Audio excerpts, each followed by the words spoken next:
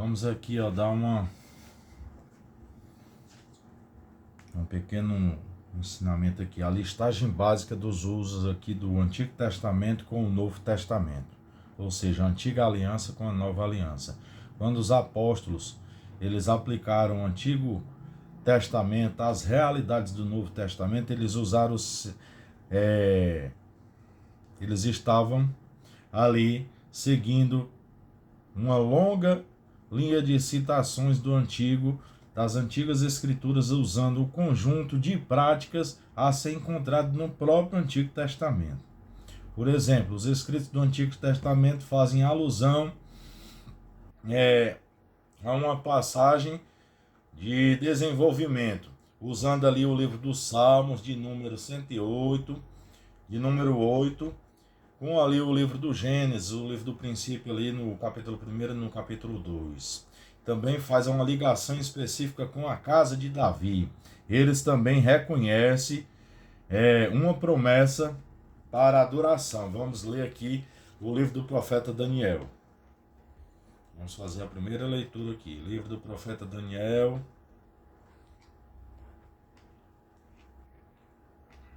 Livro do profeta Daniel.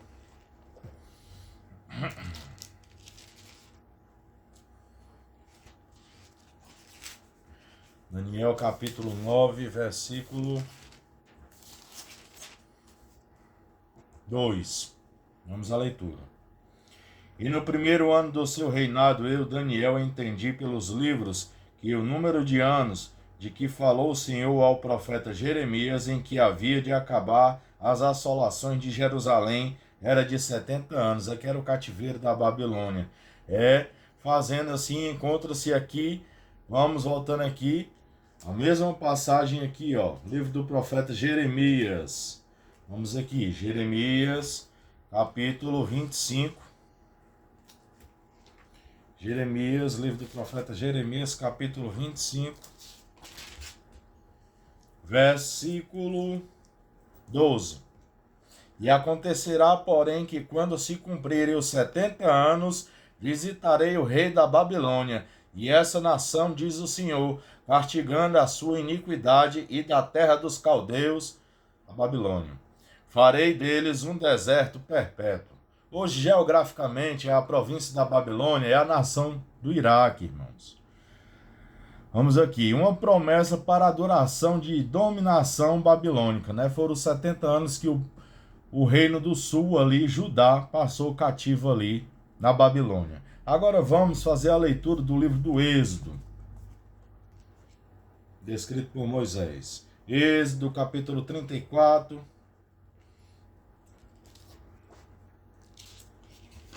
Êxodo 34.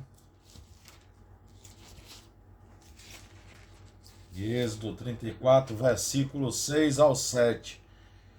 Passando, pois, o Senhor perante a sua face, chamou Jeová o Senhor, Deus misericordioso, piedoso, tardio em irar-se, e grande beneficência e verdade, que guarda a beneficência em milhares, e que perdoa a iniquidade, a transgressão e o pecado, que o ao culpado não tem por inocente, que visita a iniquidade dos pais sobre os filhos e sobre os filhos dos filhos, e a terceira e a quarta geração.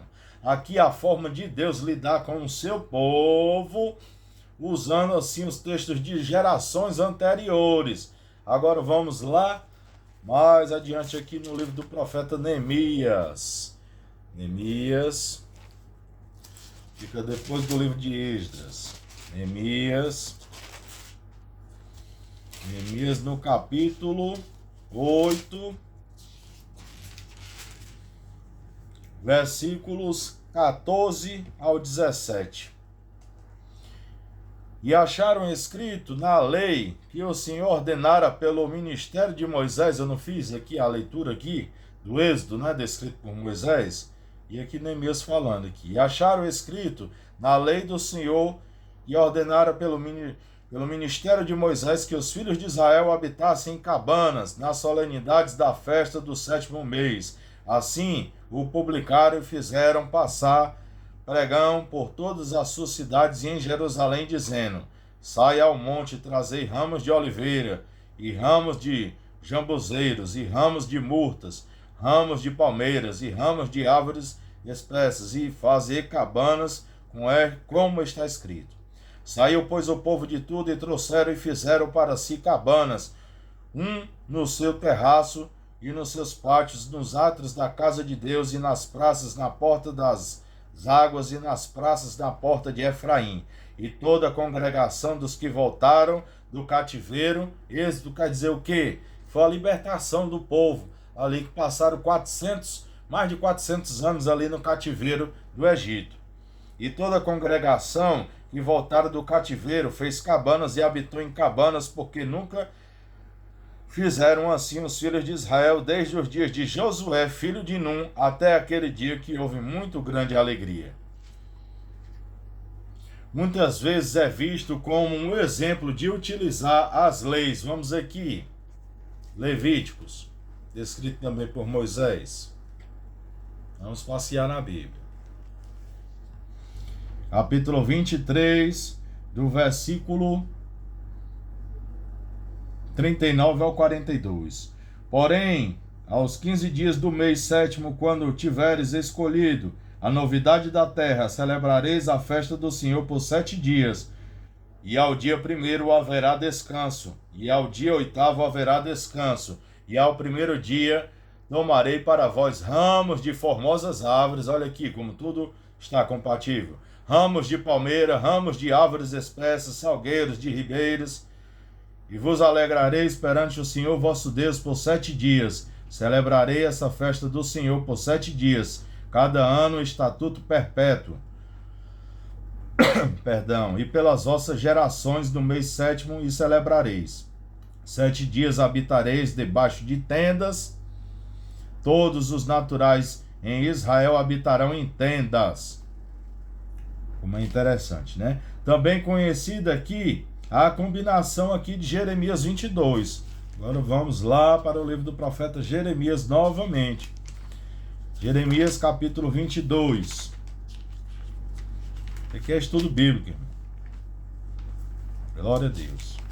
Jeremias capítulo 22. Aqui não é chave de carro, nem chave de casa, nem de apartamento, não. Aqui é Bíblia. Jeremias número 22, capítulo 22.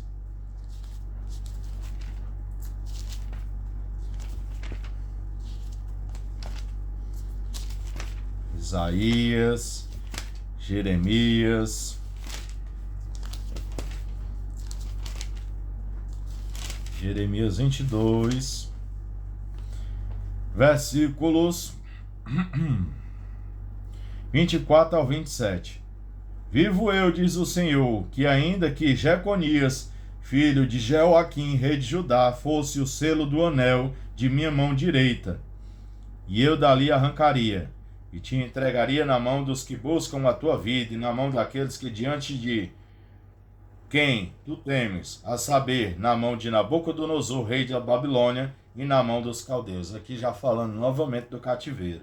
Lançar-te-ei a ti e a tua mãe, que te deu a luz, para uma terra estranha, em que não nascestes, e ali morrereis. Mas a terra para a qual eles levantam a sua alma, para ali tornarem, e a ela tornarão. Eles voltaram ali, foi usado ali o imperador Ciro, para libertar o povo de Deus, para que eles voltassem para a sua terra natal, a Jerusalém e Judá. Agora vamos aqui fazer a leitura aqui do livro do profeta Ageu.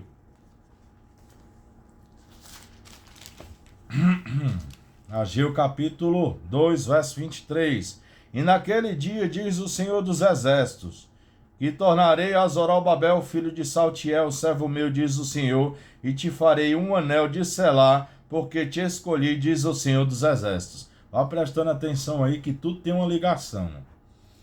Os escritos do Novo Testamento usam esses recursos devido à sua convicção de que os cristãos são herdeiros da história de Israel, devido à sua convicção que a ressurreição de Jesus marcou o quê? uma nova era. Qual é essa era? A era messiânica. Os últimos dias é predito pelos profetas do passado.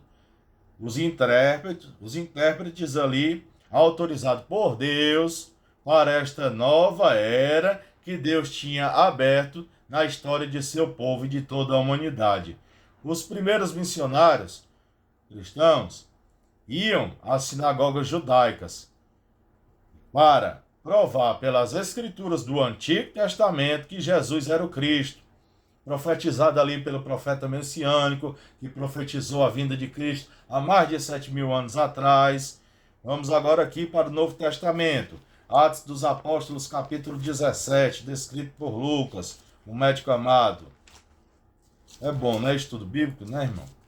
Melhor do que estar inventando história aí.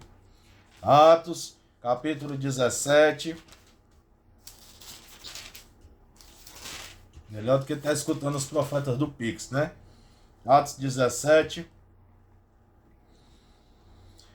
Atos dos Apóstolos, capítulo 17, versículo 1 e 3. E passando Ampofílis e Apolônia, chegaram a Tessalônica, onde havia uma sinagoga de judeus. E Paulo, como tinha por costume, foi ter com eles, e por 3 sábados disputou com eles sobre as Escrituras. Olha como tudo aqui está alinhado aqui. Isso aqui é pesquisa, meu irmão, é estudo, é se deleitando, se debruçando na palavra de Deus. Versículo 3. Responde demonstrando que convinha que o Cristo padecesse e ressuscitasse dos mortos. E este Jesus, que vos anuncio, diz ele, é o Cristo. Aqui, um apóstolo aqui, ele ia às sinagogas, como eu acabaram de ler aqui, anunciando, sim, tanto usando o Antigo Testamento como o Novo Testamento, para falar da nova era, a era messiânica, a vinda de Cristo ali, a ressurreição de Cristo, a crucificação de Cristo, o Cristo Jesus, o Cristo ressurreto. Eles dependiam e utilizavam publicamente argumentos acessíveis dos textos originais que há no texto do Antigo Testamento, que permitiu que os escritores do Novo Testamento usá-lo de maneira como ele fez. Qual é o objetivo retórico aqui dos escritores do Novo Testamento? Está tentando alcançar e usando o texto do Antigo Testamento como faz. Deus de que forma o autor do Novo Testamento, né, diversos autores, se assemelha e difere dos principais interpretativos encontrados entre outros intérpretes do mesmo período, particularmente outros anteriores do segundo templo que não era cristão, né, as sinagogas judaicas. Agora vamos aqui, ó. Vamos fazer uma leitura aqui agora. Qual é a postura aqui? Vamos lá. Qual era aqui a ênfase aqui, ó? As promessas e os cumprimentos. Em muitos casos, os escritores do Novo Testamento compreendiam seus textos do Antigo Testamento como provedores de uma nova promessa sobre o rumo da história e identificavam um acontecimento em particular e o cumprimento total ou parcial de uma promessa. Por exemplo, Mateus 12, vamos fazer a leitura aqui. Evangelho de Jesus Cristo, segundo Mateus, capítulo 12. Capítulo 12, do versículo 17 ao 21. Do versículo 17 ao 21. Vamos ver o que as escrituras vos falam. Para que se cumprisse o que fora dito pelo profeta Isaías. Eu não falei que o profeta Isaías profetizou? O que fora dito pelo profeta Isaías, que diz: Eis que o meu servo que escolhi, ao meu amado, em que a minha alma se compraz, porei sobre ele o meu espírito, e anunciará os gentios o juízo. Prosseguindo mais adiante aqui, ó. Até o verso 21. e não esmagará a cana quebrada, e não apagará o morrão que fumega, até que faça triunfar o juízo, e no seu nome os gentios esperarão. E trouxeram-lhe então um endemoniado, cego e mudo, de tal modo, e curou que o cego mudo falava e via. E toda a multidão se admirava e dizia: não é este o filho de Davi? Da descendência de Davi, da linhagem de Davi, de Belém, louvado seja Deus. Vamos prosseguindo aqui com a leitura do texto sagrado aqui, das promessas aqui. Entendi que o servo do Senhor, em Isaías capítulo 42, do verso 1 ao 3, era o Messias, sendo Jesus essa pessoa prometida da mesma forma, lá em Romanos 15, 12. Vamos aqui. Carta de Paulo aos crentes em Roma, capítulo 15, versículo 2. 12. Capítulo 15, versículo 12. E outra vez diz Isaías: uma raiz em Jessé haverá naquele que se levantar para reger os gentios, e os gentios o esperarão. Acabaram de falar aqui. Ele é da linhagem de Davi. Davi era filho de quem? Jessé, o belemita. Então, Paulo vê a propagação da fé cristã entre os gentios como cumprimento da expectativa de Isaías 11, do versículo 1 ao 10. Aí você lê. Agora, o padrão e a realização. Muitas vezes isso é chamado de tipologia e refere-se à forma como os padrões encontrados do Antigo Testamento permitem que o cristão compreenda a sua própria situação em Cristo. E, através dele, por exemplo, a maneira como um cordeiro, na oferta pelo pecado ou culpa, serve como um substituto inocente para expiação e explica como o sacrifício de Jesus beneficia os crentes. Veja isso, vamos analisar isso aqui em Isaías 53, verso 7. Essa hora quem não tem Bíblia está perdidozinho, né? Isaías 53, verso 7.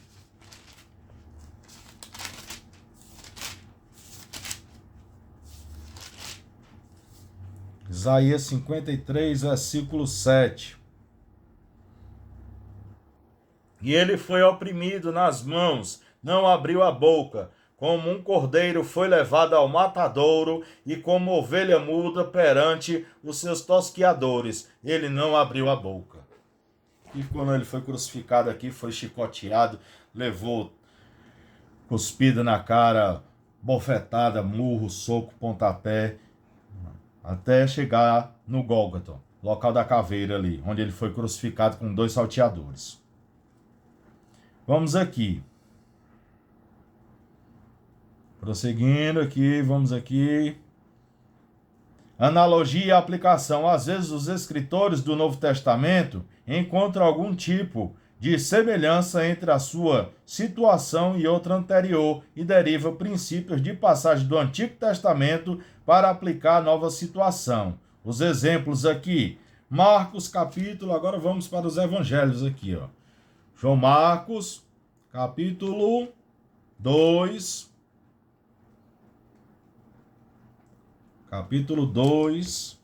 versículo 25 e 26. Marcos, capítulo 2, versículo 25 a 26.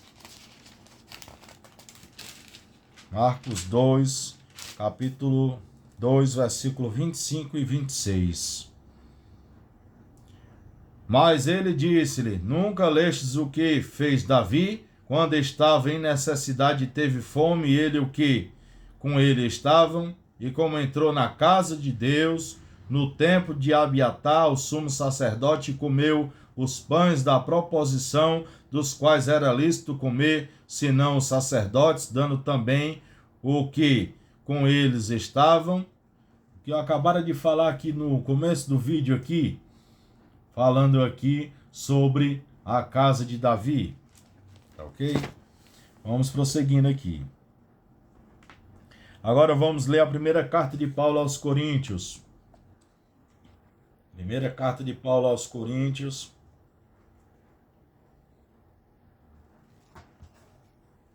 Capítulo 10, do versículo 6 ao 10.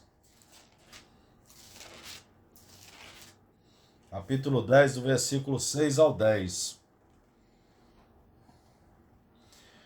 Vamos à leitura do texto. E essas coisas foram feitas em figura para que não cobicemos as coisas más, como eles cobiçaram. Não vos façam por idólatras, como alguns deles, conforme está escrito: o povo assentou-se a comer e a beber e levantou-se para folgar. E não nos prostituamos, como alguns deles fizeram, e caíram num dia 23.000. E não tendemos a Cristo, como alguns deles também tentaram e pereceram pelas serpentes.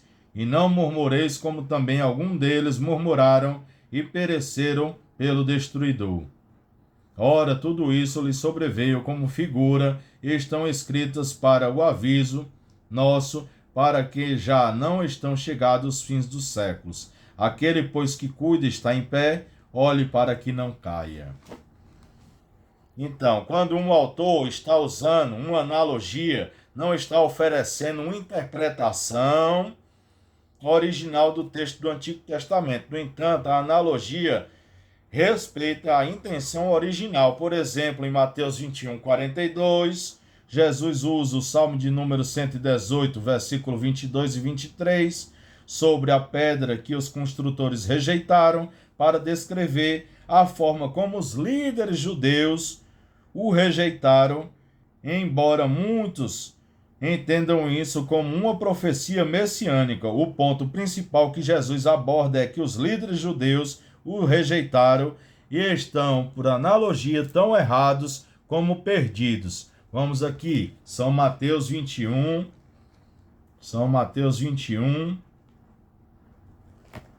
versículo 42.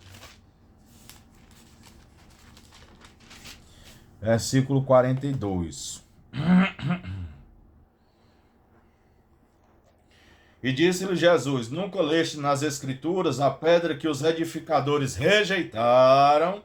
Esta foi posta por cabeça do ângulo. Pelo Senhor foi feito isto, e é maravilhoso aos nossos olhos. Agora aqui, o que Jesus usa aqui, ó. Vamos lá para o Inário dos Hebreus. Salmo de número 118.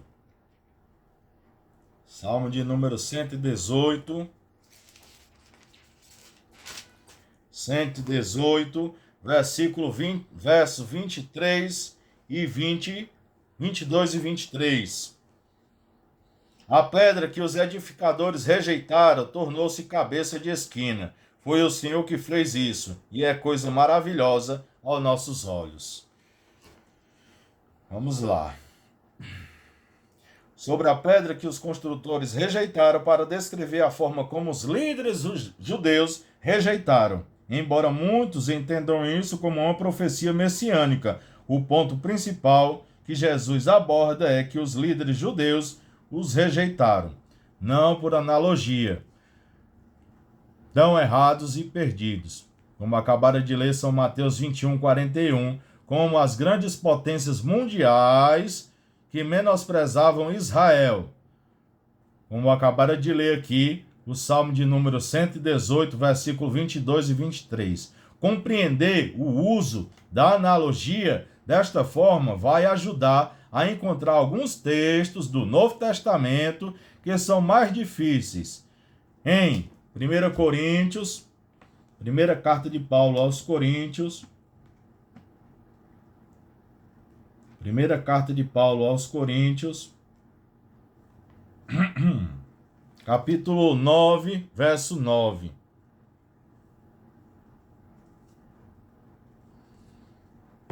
Porque a lei de Moisés está escrito: não atarás a boca ao boi que trilha o grão. Porventura tem Deus cuidado dos bois?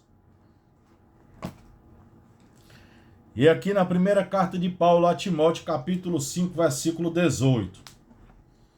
Primeira carta de Paulo a Timóteo, capítulo 5, versículo 18.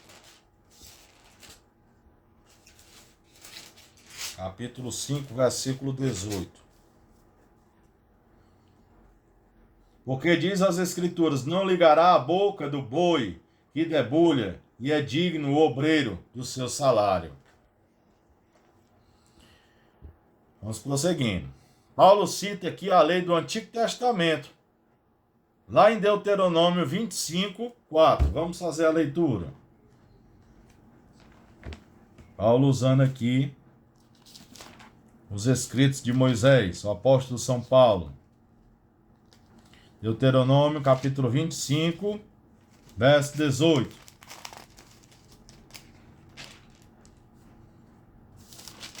Glória a Deus. Como te saiu ao encontro no caminho e te derribou na retaguarda todos os fracos que iam após ti, estando tu cansado e afadigado e não temeu a Deus? Vamos aqui. O texto do Antigo Testamento é baseado em um princípio de cuidar de animais de trabalho. A aplicação de Paulo aparece em basear-se em um argumento do tipo: quanto mais devemos cuidar daqueles que nos servem, como palavras. Vamos aqui, a carta de Paulo aos Gálatas, capítulo 4. Não é muita Bíblia, né, irmão? A glória de Deus. Carta de Paulo aos Gálatas.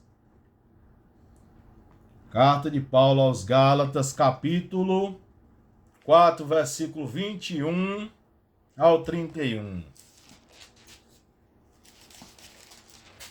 Do versículo 21 ao 31. Vamos à leitura. Dizei-me, vós que quereis estar debaixo da lei, não ouvis vós a lei? Porque está escrito que Abraão teve 2 filhos, um da escrava e outro da livre. Todavia, o que era da escrava nasceu segundo a carne, mas o que era da livre por promessa. O que se entende por alegoria, porque estes são os 2 concertos, um do Monte Sinai, gerado por filhos para a servidão de Agar. Agar era uma egípcia. Ora, esta Agar é Sinai, um monte da Arábia, que corresponde a Jerusalém, que agora existe, pois é escrava com seu filho. Mas a Jerusalém, que é de cima, é livre, a qual é mãe de todos nós. Porque o escritor: alegra-te, estéril, que não dá a luz, esforça-te e clama, tu que não estás de parto, porque o filho da solitária são mais do que os da que tem marido. Mas nós, irmãos, somos filhos da promessa, como Isaque. Mas como então aquele que era gerado segundo a carne perseguia o que era segundo o Espírito, assim também é agora. Mas o que diz as Escrituras? Lança fora a escrava e seu filho, porque de modo algum o filho da escrava herdará como o filho da livre. De maneira que, irmãos, somos filhos não da escrava, mas da livre. Aí, para a conclusão do estudo aqui, vamos aqui. Paulo constrói uma alegoria de Agar e Sara aqui, apresentado no livro do Gênesis, a fim de convencer os leitores a rejeitar os falsos mestres. Não há necessidade de pensar que eles estejam expondo algum tipo de significado adicional ao livro do Gênesis. Jamais. Nem que esteja desconsiderando a intenção original das passagens do Antigo Testamento. Ele está simplesmente comparando aqueles que seguem sua mensagem aos filhos da promessa, sobrenaturalmente gerados com Isaque, que é filho de Sara, e aqueles, filho de Abraão. E aqueles que seguem os falsos mestres, como nasceram segundo a carne, ou seja, Ismael, que era filho de Agar. Louvado seja Deus. Esse aqui está findando aqui esse pequeno conhecimento aqui. Olha que eu passei aqui, que eu fiz diversas leituras, tanto do Antigo Testamento como do Novo Testamento, para você compreender aqui a ligação aqui do Antigo Testamento com o Novo Testamento, aqui o que os apóstolos faziam aqui o uso dos escritos aqui do Antigo Testamento para com o Novo Testamento, assim testificando a nova era a era messiânica de Cristo Jesus. Fica aí esse estudo para mim e para você, para a glória de Deus, para a nossa edificação, nosso conhecimento. Louvado seja Deus.